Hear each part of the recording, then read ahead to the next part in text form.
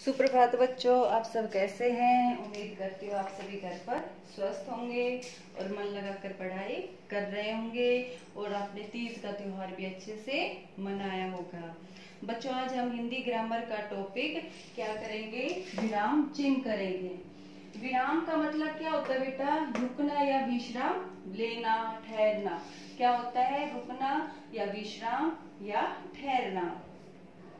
बातचीत करते समय या बोलते समय बेटा जो हमारी वाणी की गति, जो बोलने की गति होती है वो बेटा क्या होती है, एक जैसी नहीं होती और हम बीच बीच में सांस लेने या दूसरे को अपनी बात समझाने के लिए कथन पर बल देने के लिए रुकते हैं।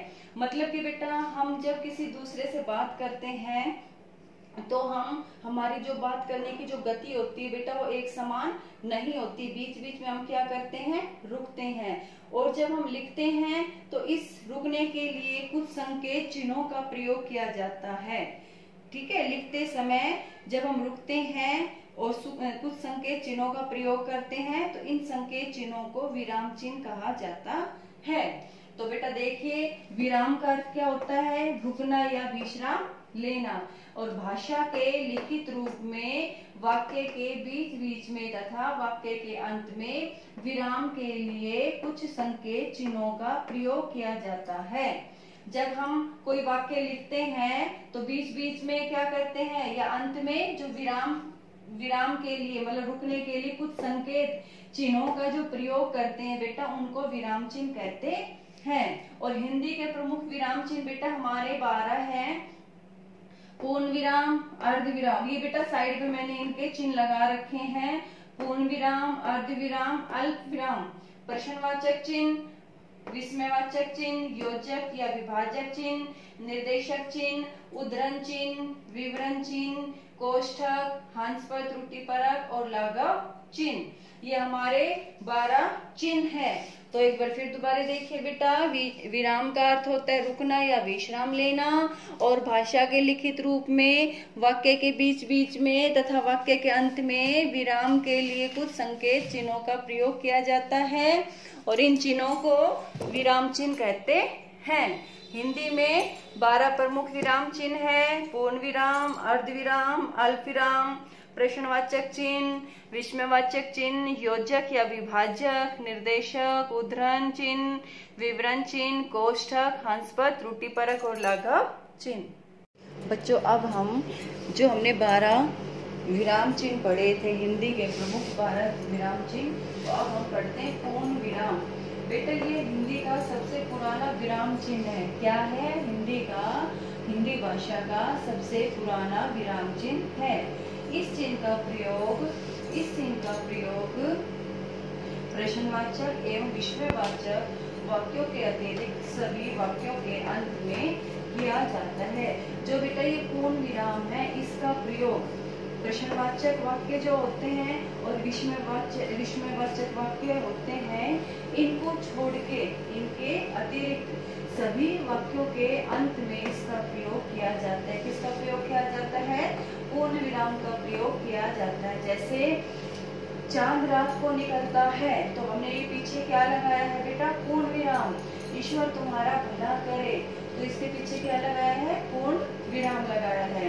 तो एक बार फिर दोबारा देखो बेटा, ये हिंदी भाषा का बहुत ही पुराना विराम चिन्ह है। इस चिन्ह का प्रयोग प्रश्नवाचक एवं विस्मयवाचक वाक्यों के अतिरिक्त सभी वाक्यों के अंत में पूर्ण विराम का प्रयोग किया जाता है। जैसे चांद रात को निकलता है, ईश्वर तुम्हारा भला करे।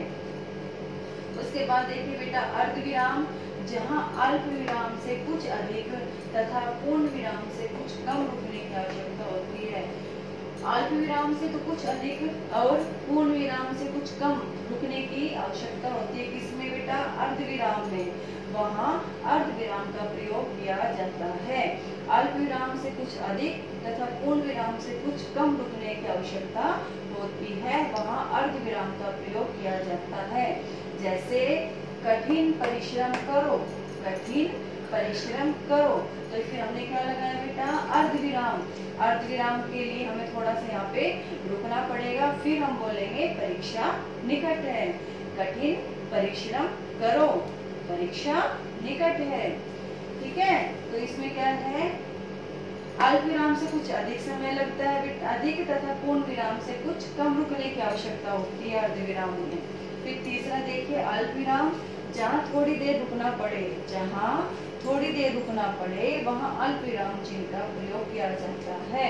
अर्थात एक से अधिक वस्तुओं को दर्शाने के लिए अल्प विराम चिन्ह लगाया जाता है।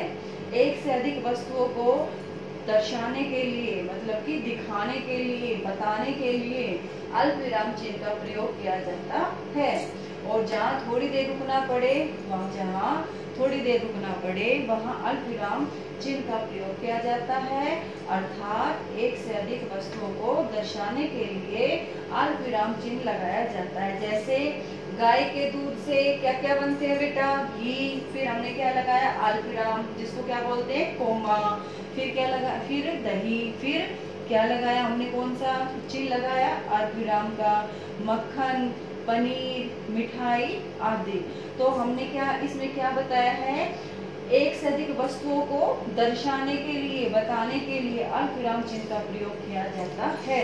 जैसे कि इसमें है गाय के दूध से घी, दही, मक्खन, पनीर, मिठाई आदि बनाई जाती है, तो हमने अल्प विराम का प्रयोग किया है।